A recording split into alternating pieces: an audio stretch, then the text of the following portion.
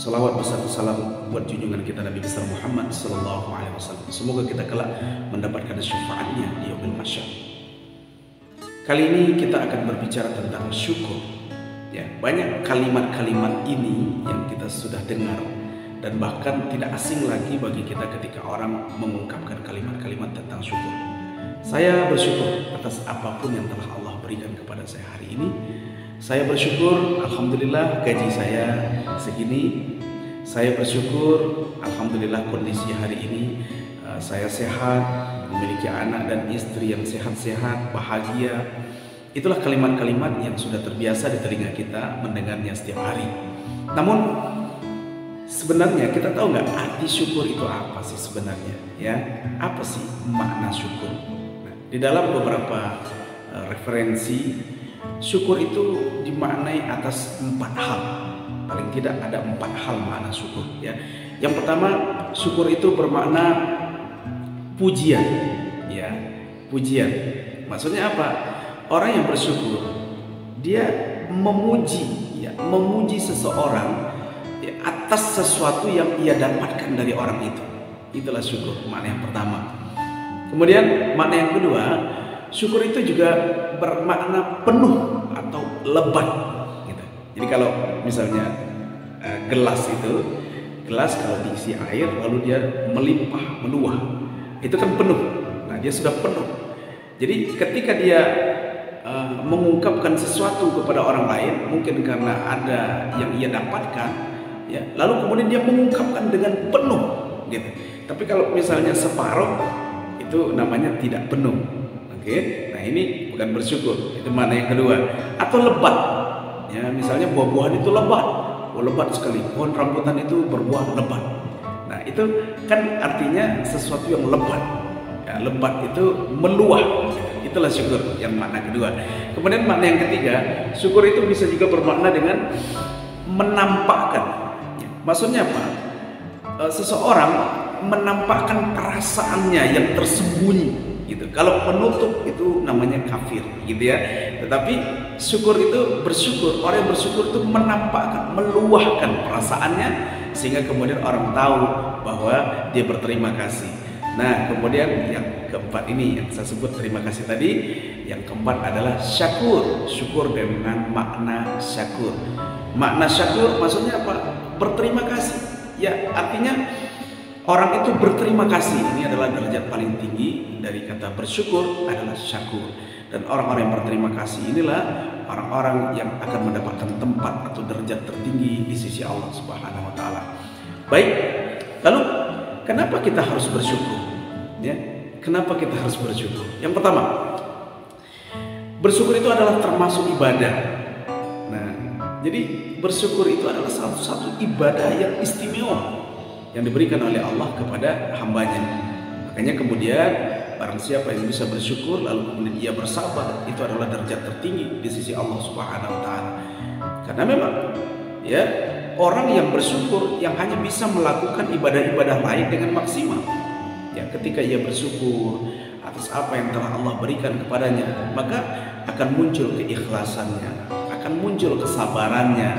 Ya, dari syukur itulah kemudian muncul ikhlas, muncul sabar, ya, muncul qanaah, dan muncul kebaikan-kebaikan lainnya dari bersyukur. Maka ibadah, ya, ibadah terbaik itu sebenarnya adalah bersyukur. Ya, bersyukur adalah ibadah. Makanya kemudian orang yang bersyukur kepada Allah, maka Allah akan tambah nikmatnya, kan gitu. La in syakartum la azidannakum wa la in kafartum inna azabi lasyadid. Ya, kafartum, ya kan, menutup, ya kan. Karena siapa yang bersyukur, terbuka, ya, meluapkan sesuatu, berterima kasih, nah, maka Allah akan tambah nikmat, ya, ditinggikan oleh Allah derajatnya. Nah, barang siapa yang menutup, barang siapa yang kufur, menutup, gitu ya, menutup nikmat-nikmat yang Allah berikan kepadanya, maka sesungguhnya ia akan mendapatkan azab yang pedih. Jadi bersyukur itu adalah ibadah terbaik yang sebenarnya bisa dilakukan oleh seorang hamba Allah, ya, dengan cara bersyukur. Kemudian yang kedua adalah bersyukur itu adalah salah satu cara untuk taqarrub ilallah. Gitu.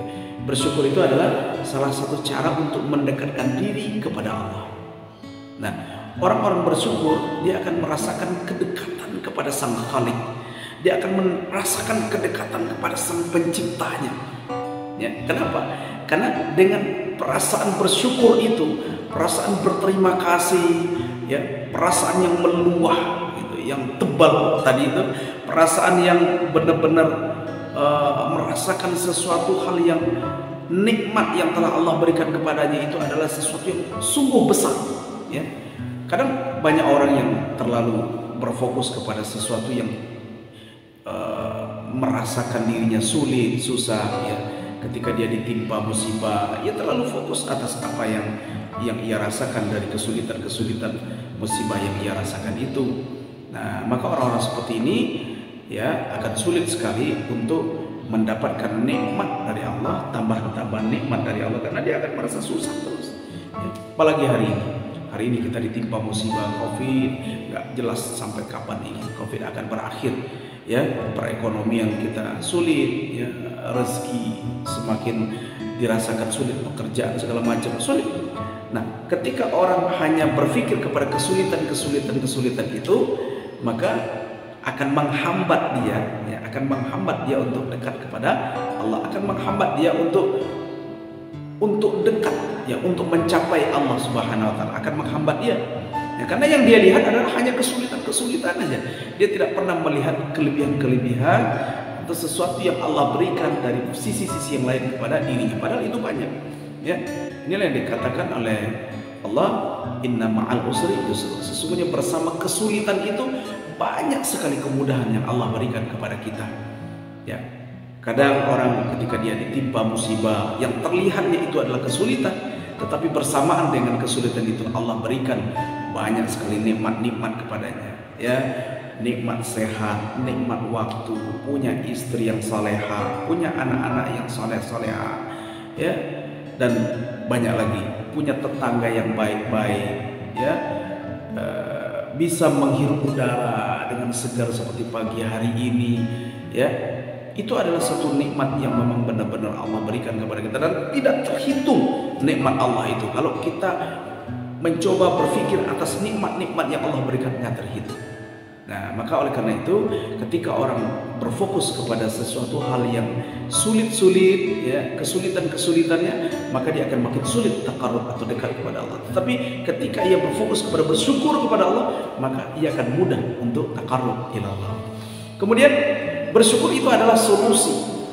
Ya, bersyukur itu adalah solusi memang dari setiap persoalan-persoalan hidup yang kita dapatkan, maka sesungguhnya solusinya adalah bersyukur. Coba saja, banyak orang yang kemudian ketika banyak persoalan-persoalan yang datang kepadanya, tetapi ruwet, harusnya yang dilakukan apa terlebih dahulu? Dia bersyukur dulu, bersyukur kepada Allah Subhanahu Wa Taala. Ya, coba kita hitung-hitung nikmat yang telah Allah berikan kepada kita.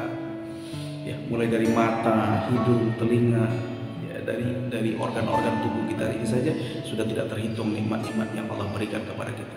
Lalu ketika kesyukuran itu datang, akhirnya muncul keikhlasan. Ya, kadang-kadang manusia itu terlalu sombong, ya, bahwa semua solusi itu ia bisa dapatkan. Ya, fokus selalu mencari solusi. Padahal sebenarnya solusi terbaik itu adalah dari Allah Subhanahu Wa Taala. Sangat gampang bagi Allah kemudian untuk menyelesaikan semua persoalan, sesulit apapun persoalan-persoalan itu yang datang kepada kita, karena pemilik dari semua persoalan itu adalah Allah Subhanahu Wa Taala.